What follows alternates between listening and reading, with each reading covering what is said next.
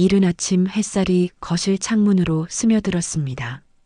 이정희는 평소처럼 6시 30분에 일어나 남편 강석호를 위한 아침을 준비했어요. 30년을 함께 살아온 부부의 일상이었지요. 여보, 아침 드세요.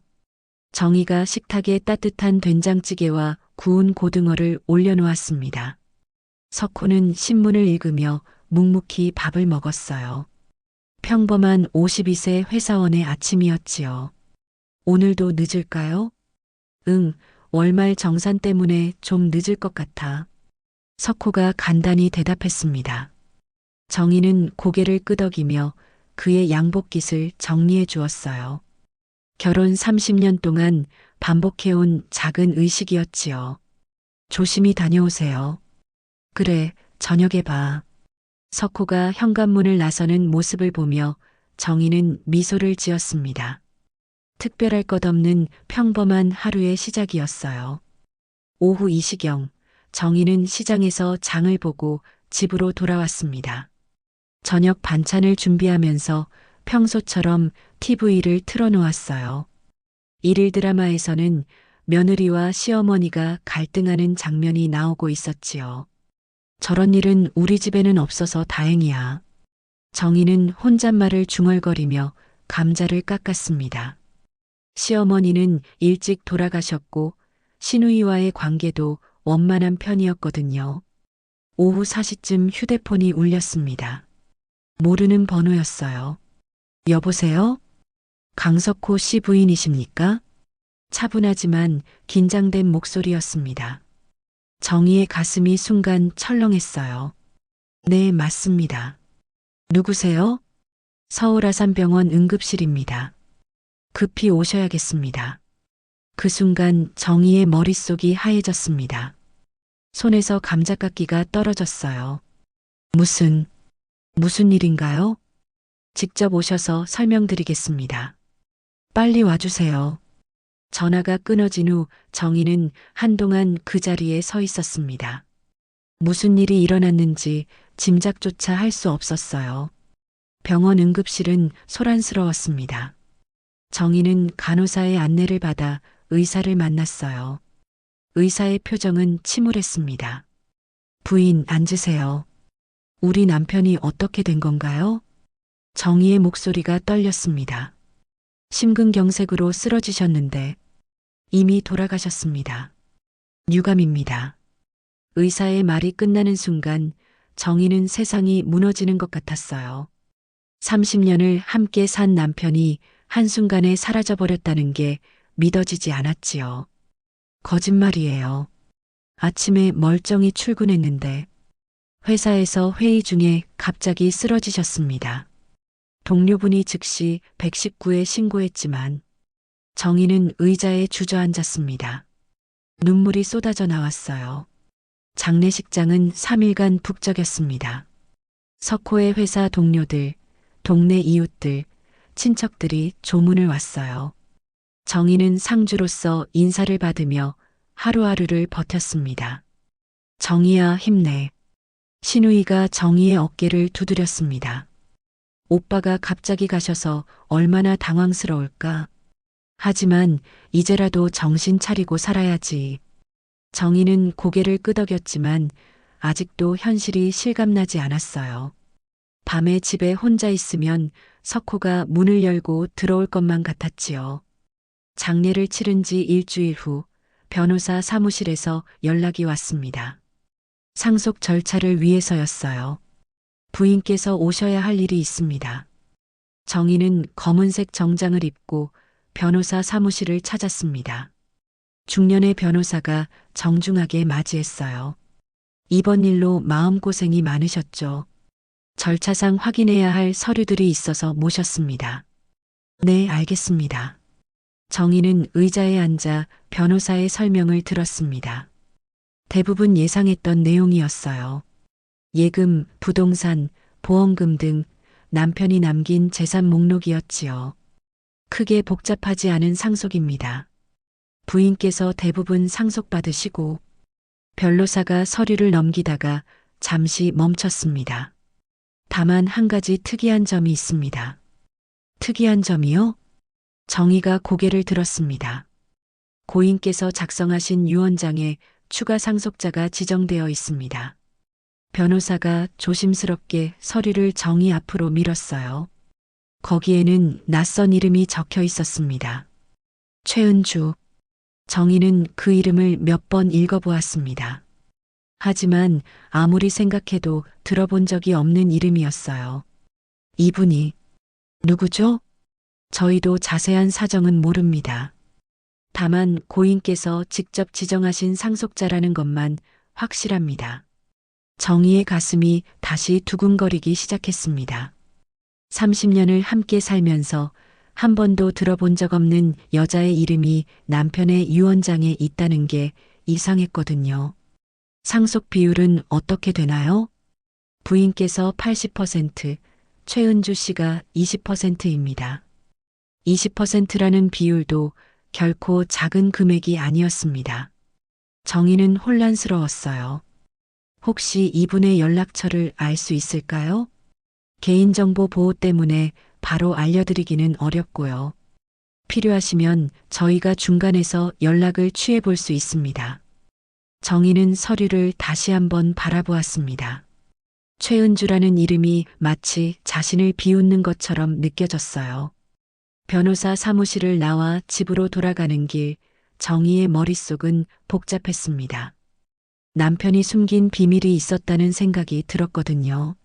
집에 도착해서 석호의 물건들을 정리하면서 정희는 계속 생각했습니다. 30년 동안 함께 살았는데 정말 모르는 여자가 있었을까요? 서재 책상 서랍을 열어보니 평소 보지 못했던 수첩이 하나 있었어요. 그 안에는 전화번호들과 메모들이 적혀 있었지요. 하지만 최은주라는 이름은 보이지 않았습니다. 도대체 누구일까? 정희는 한숨을 쉬며 창밖을 바라보았습니다.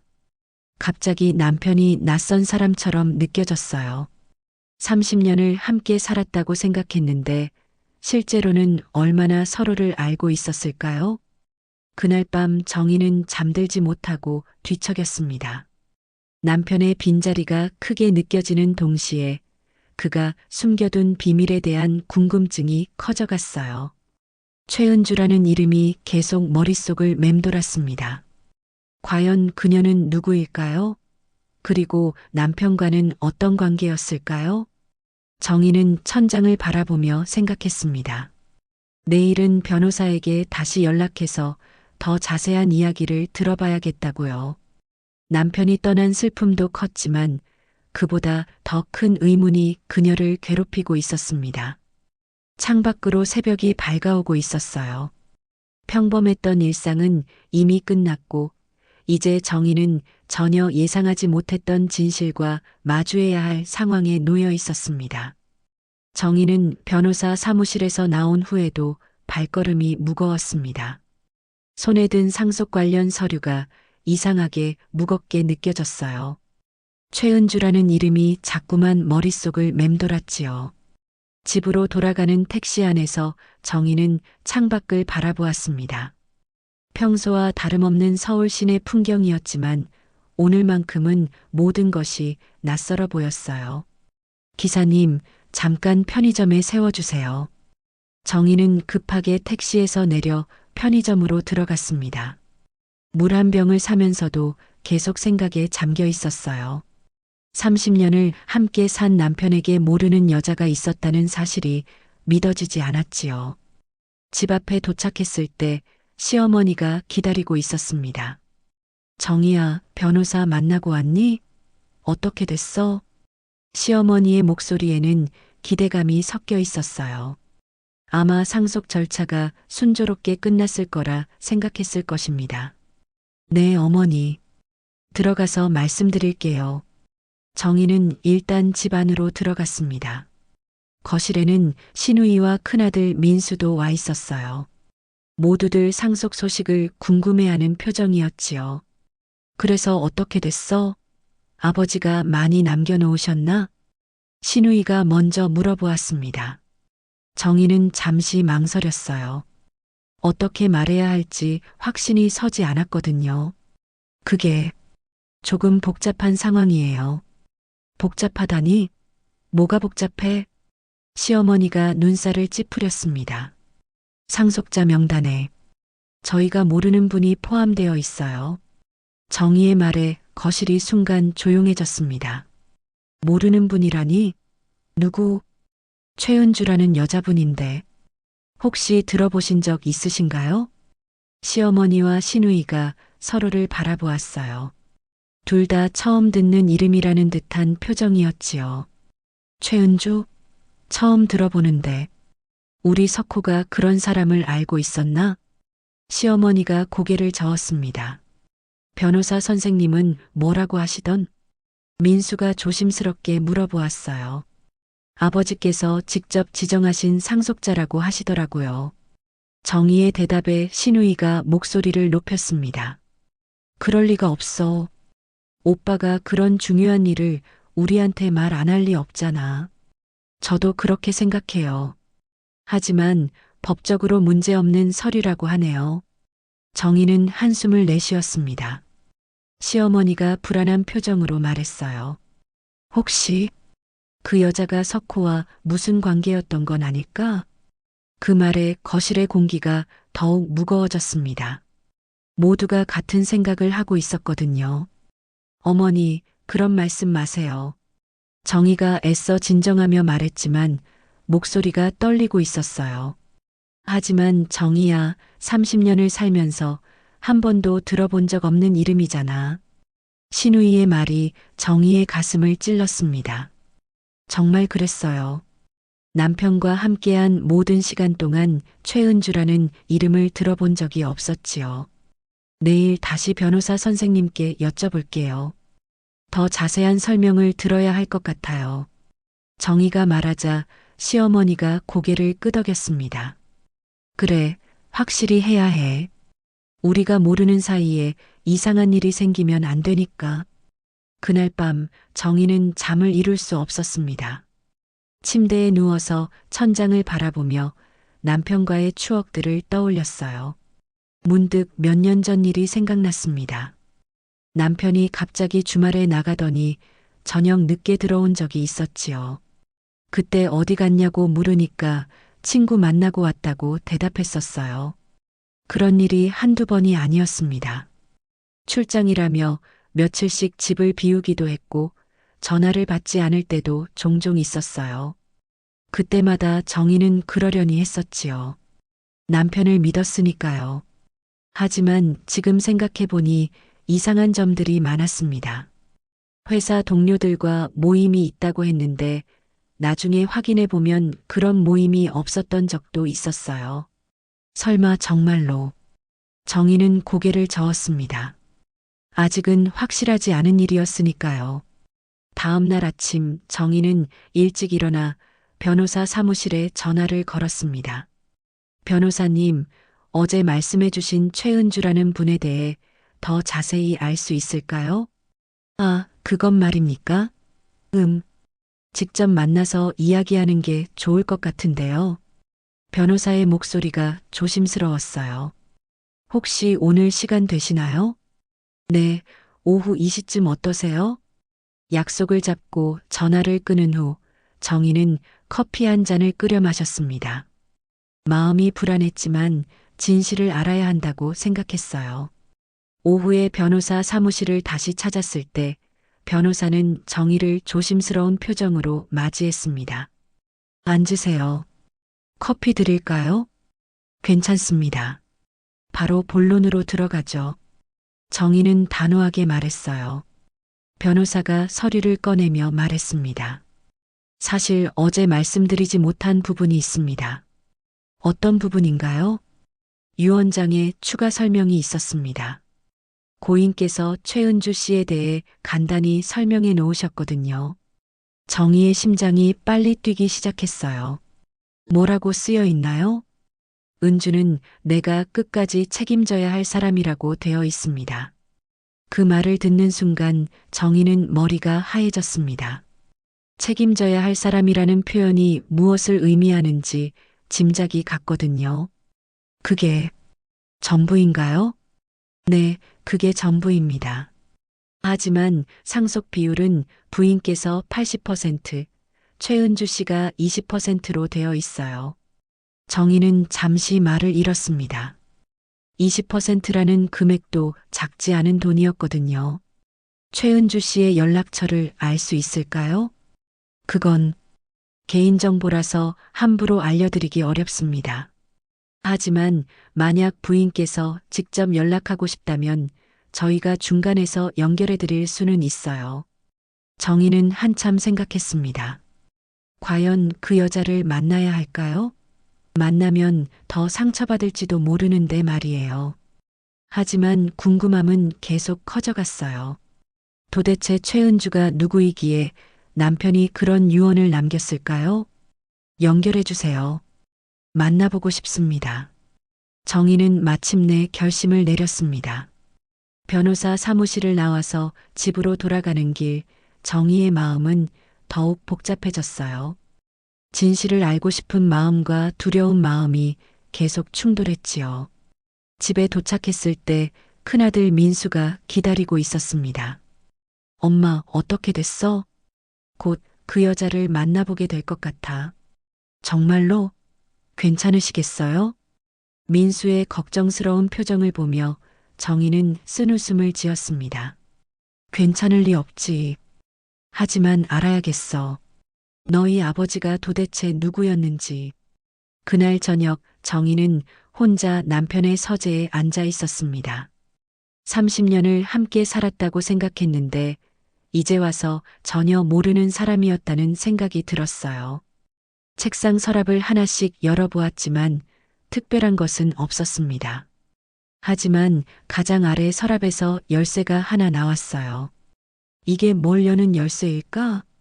정희는 그 작은 열쇠를 손에 쥐고 한참 바라보았습니다. 남편이 숨겨둔 또 다른 비밀이 있을지도 모른다는 생각이 들었거든요. 내일 최은주를 만나면 모든 진실이 밝혀질까요? 아니면 더 큰 충격이 기다리고 있을까요? 정희는 깊은 한숨을 쉬며 창밖을 바라보았습니다. 남편 없는 집은 이상하게 텅 비어 보였어요. 사흘이 지났지만 변호사로부터 연락이 오지 않았습니다. 정희는 초조함을 감출 수 없었어요. 매일 아침 일어나자마자 휴대폰을 확인했지만 소식은 없었지요. 아침 식사 때 시어머니가 물어보았습니다. 정희야, 그 여자한테서 연락 왔어? 아니요, 아직이요. 이상하네. 분명히 뭔가 숨기는 게 있는 것 같아. 시어머니의 말에 정희는 더욱 불안해졌어요. 밤마다 잠들지 못하고 뒤척이는 날이 계속되었지요. 네 번째 날 오후 드디어 변호사에게서 전화가 왔습니다. 정희님, 최은주 씨를 만날 수 있게 되었습니다. 정희의 가슴이 뛰었어요. 언제 만날 수 있나요? 내일 오후 3시에 저희 사무실로 오시겠어요? 그분도 오시기로 했습니다. 전화를 끊고 나서 정희는 한참 동안 그 자리에 서 있었습니다. 드디어 진실을 마주할 시간이 온 것이었어요. 다음 날 정희는 평소보다 일찍 일어났습니다. 거울 앞에 서서 자신을 바라보았어요. 며칠 사이 얼굴이 많이 야위어 보였지요. 시어머니가 걱정스럽게 말했습니다. 정희야, 너무 상처받지 마라. 어떤 일이든 우리가 함께 할 테니까. 네, 어머니. 정희는 고개를 끄덕였지만 마음은 무거웠어요.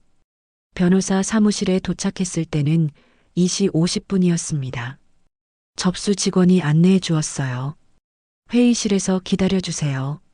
정희는 회의실에 혼자 앉아 기다렸습니다. 손바닥에 땀이 났어요. 문득 30년 전 남편과 처음 만났던 날이 떠올랐지요. 그때도 이렇게 떨렸었나요? 문이 열리며 변호사가 들어왔습니다. 정희님, 잠시만 기다려주세요. 최은주 씨가 곧 오실 겁니다. 네. 몇 분 후 다시 문이 열렸습니다. 중년 여성 하나가 조심스럽게 들어왔어요.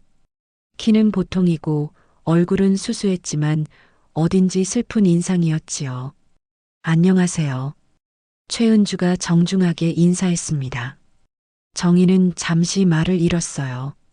어떻게 시작해야 할지 몰랐거든요. 변호사가 분위기를 이어갔습니다. 두 분 모두 오셨으니 본격적으로 이야기를 시작하겠습니다. 사실 어제 정희님께 말씀드린 것 외에 추가로 알려드릴 내용이 있습니다. 정희와 은주가 동시에 변호사를 바라보았어요. 유 원장 원본에는 최은주 씨에 대한 추가 설명이 있었습니다. 변호사가 서류를 꺼내며 말했어요. 은주는 내가 끝까지 책임져야 할 가족이라고 되어 있습니다. 정희는 숨이 멎는 것 같았어요. 가족이라는 단어가 머릿속에서 맴돌았지요. 가족이라니. 정희가 중얼거리자 은주가 조용히 말했습니다. 제가 설명해 드릴게요. 은주의 목소리는 차분했지만 어딘지 떨리고 있었어요. 저는 석호의 이복 누나입니다. 그 말을 듣는 순간 정희는 의자에서 일어날 뻔했어요. 이복 누나라고요? 네. 아버지가 다르고 어머니가 같은 누나예요. 은주가 계속 설명했습니다. 어릴 때 부모님이 돌아가신 후에 저희는 친척집을 전전했어요. 그때 석호는 10살, 저는 13살이었죠. 정희는 말없이 듣고 있었어요. 남편이 그런 과거가 있었다는 사실이 믿어지지 않았거든요. 왜 남편이 저한테는 아무 말도 안 했을까요? 정희의 목소리가 떨렸습니다. 은주가 잠시 머뭇거렸어요. 아마도 저 때문에 상처받으셨을 거예요. 무슨 뜻인가요? 젊은 시절에 저희가 많이 싸웠거든요. 서로 다른 길을 가겠다고 하면서 연락을 끊었어요. 은주의 설명에 정희는 더욱 혼란스러웠어요. 남편이 누나와 싸워서 연락을 끊었다면 왜 유 원장에 그녀를 포함시켰을까요? 변호사가 끼어들었습니다. 고인께서 유 원장을 작성하시기 전에 저에게 이런 말씀을 하셨어요. 어릴 때 헤어진 누나를 최근에 다시 만났는데 혼자 힘들게 살고 계시더라고요. 최근에 만나셨다고요? 정희가 놀라 물어보았어요. 은주가 고개를 끄덕였습니다. 6개월 전쯤 우연히 마주쳤어요. 병원에서요. 병원에서요? 제가 건강이 좋지 않아서 혼자 병원에 갔는데 석호를 만났어요. 은주의 목소리가 더욱 작아졌어요. 그때 석호가 많이 놀랐어요. 제가 많이 야위어 있었거든요. 정희는 6개월 전을 떠올려 보았습니다. 그때 남편이 며칠간 마음이 무거워 보였던 적이 있었어요. 무슨 일이냐고 물어봐도 회사 일이라고만 했었지요. 그래서 석호가 저를 도와주겠다고 했어요. 치료비도 그렇고. 은주가 말을 잇지 못했어요. 눈물이 글썽거렸지요. 정희는 복잡한 감정이 밀려왔습니다. 남편이 그런 일을 혼자 감당하고 있었다니요. 왜 저한테는 말하지 않았을까요? 정희의 목소리에 원망이 섞여 있었어요. 아마 말씀드리고 싶었을 거예요. 하지만 은주가 정희를 바라보았습니다. 제가 말렸어요. 가정에 부담을 주고 싶지 않다고. 회의실에 침묵이 흘렀습니다. 정희는 머릿속이 복잡했어요. 남편이 숨긴 이유를 이해할 것 같으면서도 동시에 서운함을 감출 수 없었지요. 변호사가 조심스럽게 말했습니다. 고인께서는 은주님의 치료비와 생활비를 위해 상속 재산의 20%를 남겨두신 것 같습니다. 20%면 정희가 계산해 보았어요. 작지 않은 금액이었지요. 저는 그 돈을 받을 자격이 없어요. 은주가 갑자기 말했습니다. 석호에게 이미 너무 많은 신세를 졌는걸요. 하지만 법적인 것과 마음은 다르죠. 은주가 정희를 바라보며 말했어요. 정희님, 30년간 석호를 잘 돌봐주셔서 감사했어요. 제가 누나로서 해야 할 일을 정희님이 해주셨죠. 정희는 은주의 진심 어린 말에 마음이 움직였어요. 하지만 여전히 마음 한편에는 서운함이 남아 있었지요. 시간을 좀 주세요. 생각해보고 연락드릴게요. 정희가 말하자 은주가 고개를 끄덕였습니다. 충분히 생각해보세요. 저는 어떤 결정이든 받아들이겠어요. 변호사 사무실을 나온 후 정희는 근처 카페에 혼자 앉았습니다. 커피 한 잔을 주문하고 창밖을 바라보았어요. 30년 동안 모르고 살았던 남편의 과거, 그리고 그가 혼자 짊어지고 있던 책임감. 이 모든 것들이 정희에게는 충격이었어요. 휴대폰이 울렸습니다. 큰아들 민수에게서 온 전화였어요. 엄마, 어떻게 됐어? 복잡해. 집에 가서 이야기할게. 집에 돌아가니 시어머니와 시누이가 기다리고 있었습니다. 모두들 걱정스러운 표정이었어요. 정희는 오늘 있었던 일을 차근차근 설명했습니다. 최은주가 남편의 이복 누나라는 것, 6개월 전에 우연히 만났다는 것, 남편이 그녀를 도와주고 있었다는 것까지요. 그럼 그 여자가 나쁜 사람은 아니네? 시어머니가 물어보았어요. 글쎄요. 나쁜 사람 같지는 않았어요. 오히려 미안해 하더라고요. 그럼 어떻게 할 거야? 시누이가 물었습니다. 정희는 한참 생각했어요. 법적으로는 자신이 모든 재산을 가질 수 있었지만 남편의 마지막 뜻을 무시할 수는 없었어요. 조금 더 생각해 볼게요. 성급하게 결정할 일은 아닌 것 같아요. 그날 밤 정희는 남편의 서재에 다시 들어갔습니다. 며칠 전 발견했던 작은 열쇠를 다시 꺼내 들었어요. 문득 책장 뒤쪽에 작은 서랍이 있다는 걸 발견했습니다. 열쇠를 넣어보니 딱 맞았어요. 서랍 안에는 몇 장의 사진과 편지가 들어 있었습니다. 사진 속에는 어린 남편과 조금 더 큰 여자아이가 함께 있었어요. 틀림없이 은주였지요. 편지는 최근에 쓴 것 같았습니다. 남편의 글씨로 은주에게라고 적혀 있었어요. 정희는 그 편지를 읽어야 할지 망설였습니다. 하지만 진실을 알기 위해서는 필요한 일이라고 생각했어요. 편지를 펼쳐보니 이렇게 쓰여 있었습니다. 은주야, 미안해. 어릴 때 너를 제대로 지켜주지 못한 동생이 미안해. 이제라도 내가 편안하게 살 수 있도록 도와주고 싶어. 정희에게는 말하지 못했지만 너는 내게 소중한 가족이야. 편지를 읽고 나서 정희의 눈에서 눈물이 흘러내렸어요. 남편의 진심을 느낄 수 있었거든요. 그 순간 정희는 결심을 했습니다. 남편이 원했던 대로 해주어야겠다고요. 그것이 30년을 함께 산 아내로서 할 수 있는 마지막 일이라고 생각했어요. 내일 변호사에게 연락해서 상속 절차를 남편의 뜻대로 진행하겠다고 말할 예정이었습니다. 그리고 은주에게도 사과하고 싶었어요. 남편 대신에라도 말이죠. 정희는 편지를 다시 서랍에 넣고 서재를 나왔습니다. 마음이 한결 가벼워진 기분이었어요. 비로소 남편을 진정으로 이해하게 된 것 같았지요. 정희는 남편이 남긴 편지를 읽고 나서 마음을 정했습니다. 다음 날 아침 변호사에게 전화를 걸었어요. 변호사님, 상속 절차를 남편이 원한 대로 진행하겠습니다. 정말 그렇게 하시겠어요? 충분히 생각해 보셨나요? 네, 결정했어요. 그리고 최은주 씨와 직접 만나서 이야기하고 싶습니다. 변호사가 잠시 침묵했어요. 알겠습니다. 연락처를 알려드릴게요. 전화를 끊고 나서 정희는 깊게 숨을 들이마셨습니다. 이제 은주와 직접 만나야 했어요. 오후에 정희는 은주가 살고 있는 작은 원룸을 찾아갔습니다. 낡은 다세대 주택 2층이었어요. 초인종을 누르자 은주가 문을 열었습니다. 어떻게 여기까지? 직접 이야기하고 싶어서요. 들어가도 될까요? 은주는 당황한 표정으로 문을 열어주었어요. 방 안은 생각보다 정돈되어 있었습니다. 하지만 가구들이 오래되었고 생활이 넉넉하지 않다는 것을 알 수 있었어요. 앉으세요. 차라도 한 잔. 괜찮아요.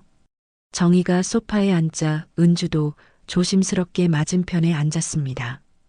어제 남편이 남긴 편지를 봤어요. 정희가 먼저 말을 꺼냈어요. 편지요? 서재에 숨겨둔 편지 말이에요. 당신에게 쓴 편지. 은주의 얼굴이 굳어졌습니다. 그럼 다 아시게 된 거네요.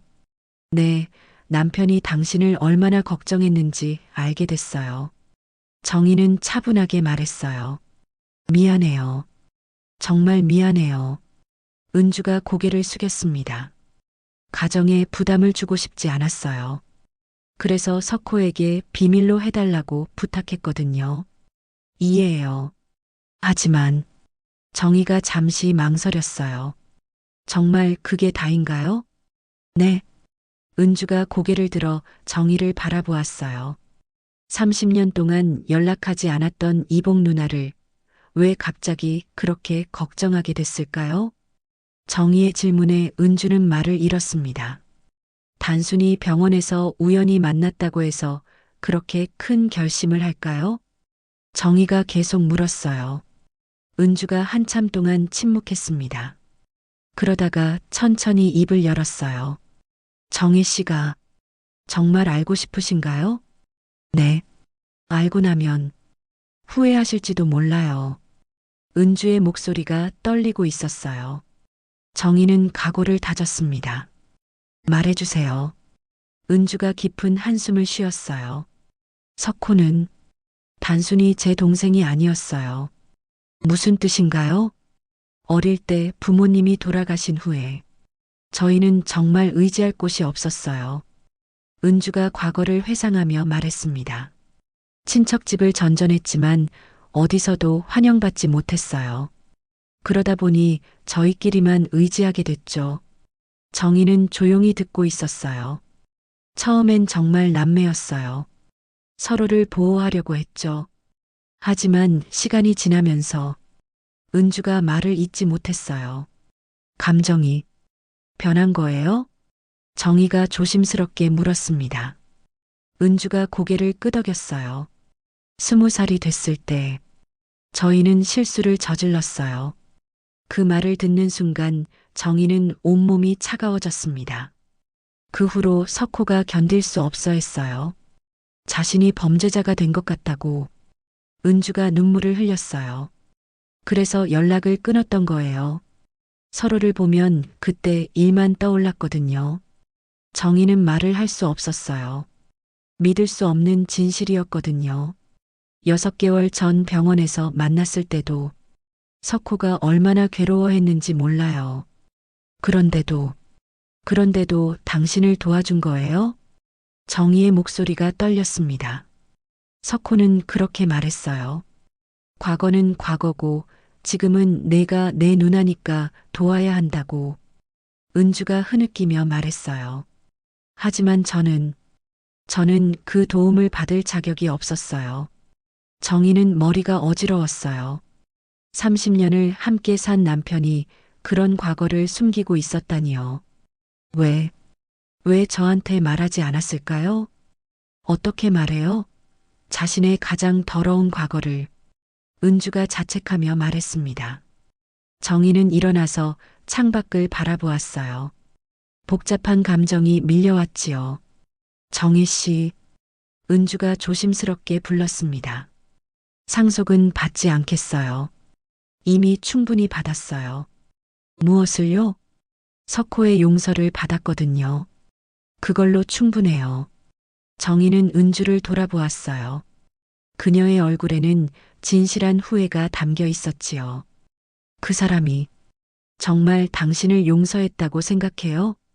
모르겠어요. 하지만 마지막에 저를 도와준 걸 보면 은주가 말을 마치지 못했어요. 정희는 한참 동안 생각했습니다. 남편의 마음을 이해하려고 노력했어요. 아마도. 정희가 천천히 말했습니다. 그 사람은 당신을 용서한 게 아니라 자신을 용서하고 싶었던 것 같아요. 은주가 놀란 표정으로 정희를 바라보았어요. 젊은 시절의 실수를 평생 짊어지고 살 수는 없잖아요. 정희의 말에 은주는 새로운 깨달음을 얻는 듯 했어요. 당신도 그래야 해요. 계속 자책만 하고 살 수는 없어요. 하지만 남편이 당신에게 상속 재산을 남긴 건 과거를 청산하라는 뜻일 거예요. 정희가 확신에 차서 말했어요. 그 돈으로 새로운 삶을 시작하세요. 그게 남편이 원했던 일일 테니까. 은주가 눈물을 닦았어요. 정희 씨, 정말 괜찮으신 거예요? 괜찮을 리 없죠.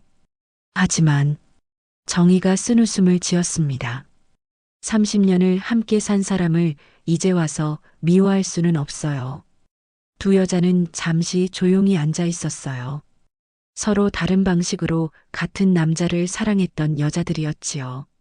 앞으로 어떻게 하실 거예요? 은주가 물어보았어요. 모르겠어요. 아직은 모든 게 혼란스러워요. 정희가 솔직하게 답했습니다. 시간이 필요할 것 같아요. 이 모든 일을 받아들이는데. 당연하죠. 당신도 그래요. 새로운 시작을 위해 시간을 가지세요. 정희가 일어서며 말했어요. 상속 절차는 남편이 원한 대로 진행할게요. 정말, 정말 고마워요. 은주가 고개를 숙였습니다. 정희는 문을 나서면서 뒤돌아보았어요. 은주 씨, 네, 미안해요. 제가 더 일찍 알았다면 남편이 혼자 그런 짐을 지지 않았을 텐데. 아니에요. 정혜 씨 잘못이 아니에요. 정희는 고개를 끄덕이고 계단을 내려갔습니다. 집으로 돌아가는 길, 정희의 마음은 복잡했어요. 분노, 슬픔, 이해, 동정. 여러 감정이 뒤섞여 있었지요. 하지만 한 가지 확실한 건 이제 진실을 알았다는 것이었어요. 그리고 그 진실을 받아들일 준비가 되어 있다는 것도요. 집에 도착했을 때 시어머니가 기다리고 있었습니다. 정희야, 어떻게 됐니? 어머니, 긴 이야기예요. 앉으세요. 정희는 오늘 있었던 일을 차근차근 이야기했습니다. 시어머니는 충격을 받았지만 결국 정희의 결정을 이해해 주었어요. 그래도 잘했어. 죽은 사람의 뜻을 존중하는 게 옳지. 그날 밤 정희는 남편의 사진을 바라보며 혼잣말을 했어요. 당신 정말 바보였어요. 왜 혼자 그런 걸 다 짊어지고 살았어요? 사진 속 남편은 여전히 미소 짓고 있었어요. 하지만 이해해요. 사람이 완벽할 수는 없으니까. 정희는 사진을 제자리에 두고 침실로 향했습니다. 내일부터는 정말로 새로운 삶을 시작해야 했어요. 모든 진실을 알게 된 지금 정희에게는 선택이 남아 있었습니다. 과거에 얽매여 살 것인가 아니면 용서하고 앞으로 나아갈 것인가. 정희는 이미 답을 알고 있었어요. 일주일이 지났습니다. 정희는 그동안 많은 것을 생각했어요. 남편의 과거, 은주와의 만남, 그리고 앞으로 자신이 어떻게 살아가야 할지에 대해서 말이죠. 변호사 사무실에서 최종 상속 절차를 진행하는 날이 왔습니다. 정희는 아침 일찍 일어나 단정하게 옷을 입었어요. 거울 속 자신의 모습이 일주일 전과는 달라 보였지요. 더 이상 흔들리지 않는 확고한 의지가 느껴졌어요. 시어머니가 걱정스럽게 물어보았습니다. 정희야, 정말 괜찮겠니? 네, 어머니. 이제 마음을 정했어요. 후회하지 않을 거지? 네, 후회하지 않을 거예요. 정희의 대답은 단호했습니다. 변호사 사무실에 도착했을 때 은주가 이미 와 있었어요. 그녀는 일주일 전보다 얼굴의 생기가 돌아 보였지요. 안녕하세요. 안녕하세요. 두 여자는 정중하게 인사를 나누었어요. 변호사가 서류를 준비하며 말했습니다. 최종 의사를 한 번 더 확인하겠습니다. 정희님, 상속 재산의 20%를 최은주님께 양도하시겠다는 게 맞나요? 네, 맞습니다. 정희가 망설임 없이 답했어요. 은주님은 어떠신가요? 변호사가 은주를 바라보았습니다. 저는 정말 받아도 되는 건가요? 은주가 여전히 주저하고 있었어요. 정희가 은주를 바라보며 말했습니다. 받으세요. 그게 석호가 원했던 일이에요. 하지만 당신이 그 돈으로 새로운 시작을 하는 게 그 사람에 대한 진정한 용서가 될 거예요. 정희의 말에 은주가 고개를 끄덕였어요. 그럼 감사히 받겠습니다. 서류에 서명하는 동안 정희는 이상하게 마음이 가벼웠어요. 무거운 짐을 하나 내려놓는 기분이었지요. 이제 모든 절차가 완료되었습니다. 변호사가 서류를 정리하며 말했어요. 정희님, 마지막으로 전해드릴 말씀이 있습니다. 무엇인가요? 고인께서 유언장 마지막에 이런 말씀을 남기셨더라고요. 정희에게는 미안하다. 하지만 내 선택을 이해해달라고. 그 말을 듣는 순간 정희의 눈에서 눈물이 흘러내렸어요. 사무실을 나온 후 정희와 은주는 근처 공원에 함께 앉았습니다. 11월에 쌀쌀한 바람이 불었지만 햇살은 따뜻했어요. 정희 씨, 은주가 조심스럽게 말을 꺼냈어요. 저, 앞으로 어떻게 살아야 할지 모르겠어요. 천천히 생각해 보세요. 급할 것 없어요. 30년 동안 그 일로 괴로워했는데 이제야 조금 자유로워진 기분이에요. 은주의 목소리에는 안도감이 섞여 있었어요. 석호도 그랬을 거예요. 마지막에 당신을 도와준 것도 자신을 용서하고 싶었던 거겠죠. 정희가 하늘을 바라보며 말했어요. 정희 씨는 어떠세요? 정말 괜찮으신 거예요? 모르겠어요. 아직도 복잡해요. 정희가 솔직하게 답했습니다. 하지만 한 가지 확실한 건 미워하면서 살고 싶지 않다는 거예요. 고마워요. 정말 고마워요. 은주가 눈물을 흘리며 말했어요. 고마워할 필요 없어요. 저도 이렇게 하는 게 맞다고 생각해요. 두 여자는 잠시 조용히 앉아 있었습니다. 각자의 마음속에서 무언가 정리되어 가는 시간이었어요. 이제 진짜로 헤어지는 건가요? 은주가 물어보았어요. 그럴 것 같아요. 서로 새로운 삶을 시작해야죠. 언젠가 다시 만날 날이 올까요? 모르겠어요. 하지만 그때까지 우리 모두 행복하게 살았으면 좋겠어요. 정희의 말에 은주가 미소를 지었어요. 집으로 돌아오는 길에 정희는 남편과 자주 가던 카페에 들렸습니다. 그곳에서 커피 한 잔을 주문하고 창가 자리에 앉았어요. 30년 전 이곳에서 남편과 데이트했던 기억이 났습니다. 그때는 서로의 모든 것을 안다고 생각했었지요. 하지만 이제 알았어요. 사람은 누구나 비밀이 있고 완벽하지 않다는 것을, 그리고 그것이 꼭 나쁜 것만은 아니라는 것도요. 휴대폰이 울렸습니다. 큰아들 민수에게서 온 문자였어요. 엄마, 오늘 수고하셨어요. 저녁에 같이 식사해요. 정희는 미소를 지으며 답장을 보냈습니다. 고마워. 집에서 만나자. 집에 도착하니 온 가족이 모여 있었어요. 시어머니, 시누이, 그리고 두 아들까지. 엄마, 어떻게 됐어? 민수가 물어보았습니다. 다 끝났어. 이제 정말로 새로 시작하는 거야. 정희가 웃으며 답했어요. 후회 없어? 둘째 아들 준수가 걱정스럽게 물었습니다. 없어. 오히려 마음이 편해. 시어머니가 정희의 어깨를 토닥였어요. 잘했어, 정희야. 죽은 사람의 뜻을 존중하는 게 맞지. 그날 저녁 온 가족이 함께 식사를 했습니다. 오랜만에 웃음소리가 집안에 울려 퍼졌어요. 밤에 정희는 혼자 베란다에 나가 별을 바라보았습니다. 남편이 살아있을 때도 이렇게 함께 별을 보곤 했었지요. 여보, 정희가 하늘을 향해 혼잣말을 했어요. 당신이 왜 그런 선택을 했는지 이제 알 것 같아요. 바람이 살짝 불어 정희의 머리카락을 흔들었어요. 미안해요. 당신이 혼자 그런 걸 다 짊어지고 살게 해서. 정희의 목소리는 차분했어요. 더 이상 원망도 분노도 없었지요. 이제 진짜 놓아줄게요. 당신도 편히 쉬세요. 그 순간 정희는 정말로 자유로워진 기분이었어요. 30년간의 결혼 생활, 그리고 지난 한 달간의 혼란이 모두 정리된 느낌이었지요. 다음 날부터 정희는 새로운 일상을 시작했습니다. 오랫동안 미뤄왔던 취미 활동을 시작하기로 했어요. 그림 그리기였습니다.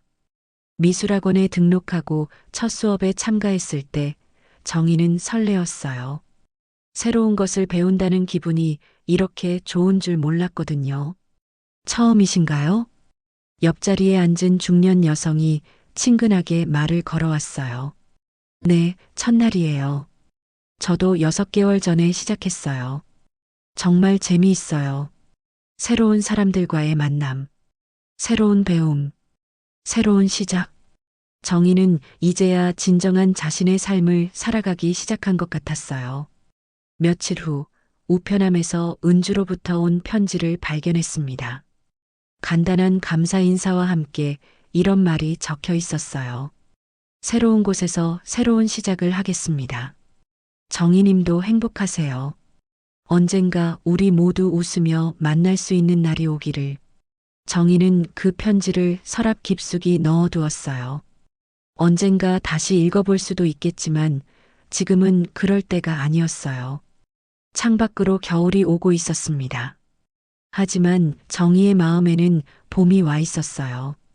사랑과 집착은 정말 종이 한 장 차이였습니다. 가장 가까운 사람일수록 가장 낯선 진실을 숨길 수 있었어요. 하지만 그 모든 것을 이해하고 받아들일 때 진정한 자유가 시작되는 것이었습니다.